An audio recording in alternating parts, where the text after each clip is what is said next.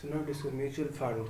So of all investment options, mutual funds are touted to be the best tools for wealth creation of the long term. They are of several types, and the risk varies with the kind of asset classes.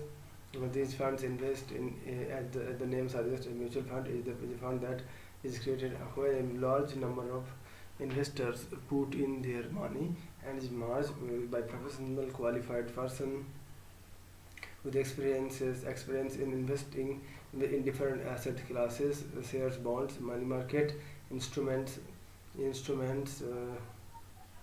like called money and other assets such as gold and property. Their names usually give a good idea about what type of asset class a fund, also called a scheme, will invest in. For example, a diversified equity fund will invest in a large number of stocks, while a gift fund will invest in while a gift fund will invest in government securities, while a pharma fund will mainly invest in stocks of companies from the pharmaceutical and related industries. Mutual funds, first of all, came in the money market, regulated by the RBI, but they have the freedom to operate in the initial capital market too. This is why they have provisions of dual regulated the RBI and SEBI. Mutual funds are compulsorily registered with the Securities and Exchange Board of India (SEBI), okay, which also acts as the first will of defense for all investors in these funds. So for those who do not understand how mutual funds operate, but are willing to invest to solve the SBA is seen as a big relief. Even mutual fund is run by a group of qualified people who form a company called an asset management company, and the operations of AMC asset management company were under the guidance of another group of people called trustees. Both the peoples of the AMC as well as the trustees have a fiduciary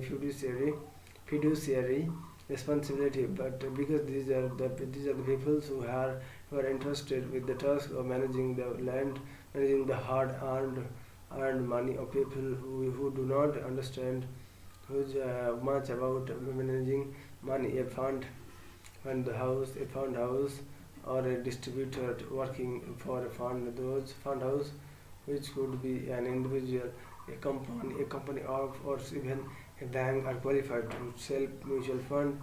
The fund house allots the units of the IMF to the investor at a price that is fixed through a process by SEBI, which is based on the net asset value (NAV). In simple terms, NAV is the total value of investments in a scheme divided by the total number of units issued to investors in the same scheme. In most mutual fund scheme, net asset value is never computed and published on a daily basis. However, when a fund house is launching a scheme for the first time, the units are sold at rupees 10,000 each. There are three types of scheme offered by IMFs.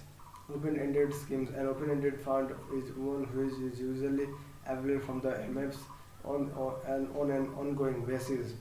That is, an investor can buy or sell when they intend to add at an NAV based price. As investors buy and sell units of a particular open-ended scheme, the number of units issued also changes every day, and so changes the value of the scheme's portfolio. So the NAV also changes on a daily basis. In India, fund houses can sell any number of units.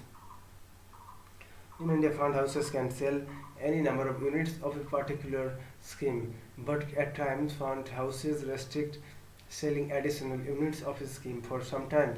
So next it is a closed-ended schemes. A closed-ended full fund usually issue units to investors only once when they launch an offer, called new fund offer, okay, NFO. in India. Thereafter, these units are listed on the stock exchange where they are traded on a daily basis. As these units are listed, any investors can buy and sell these units though through the exchange. As the name suggests, closed-ended schemes are managed by fund houses for a limited number of years, and at the end of the term, either money is returned to the investors or the schemes is made open-ended. However, there is a word of caution here. There is that usually units of close-ended funds which are listed on the stock exchange trade at a high discount to the NFE, but as the date for closure of the fund near the discount between the NAV and trading price narrows and vanishes on the day of closure of the scheme. Exchange traded funds, it is ETF. Exchange traded ETF are a mix of open-ended and closed-ended schemes. ETF like closed-ended schemes are listed and traded on a stock exchange on a daily basis, but the price is usually very close to its NAV. So all the underlying asset like gold ETF investment have been done in a well-managed IMF. Okay, the advantages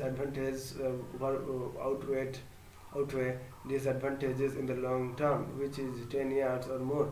There is a very high probability for investors of making more money than by investing in other risk-free investments such as FD, public provident fund, etc. Advantages of investing MF. So here include the diversification of portfolio, good investment management services, liquidity, strong government-backed regulatory help, professional service, low cost for all the benefits, and investors by investing in a mutual fund scheme that has blue chip stocks in the portfolio. Okay, indirectly gets an exposure to these stocks compared to this. If the same investor wants to have each of these stocks in the portfolio.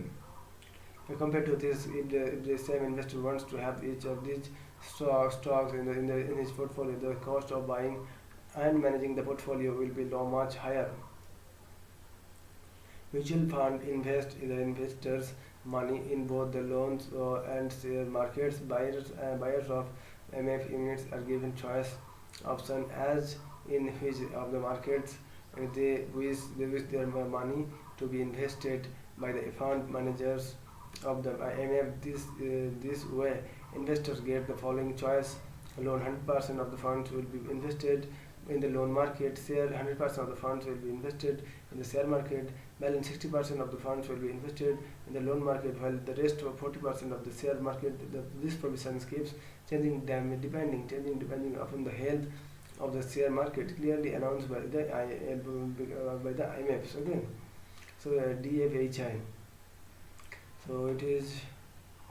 So DFHI, the Discount Finance House India Limited, was set up in April 1998 by the RBI. So okay, by the RBI jointly with the public sector banks and financial investment institutions, LIC, GIC, and UTI. Its establishment was an outcome of the long-drawn need of the following two types: it to bring an equilibrium of liquidity in the Indian banking system, to impact liquidity of the instruments of the money market prevalent in the economy.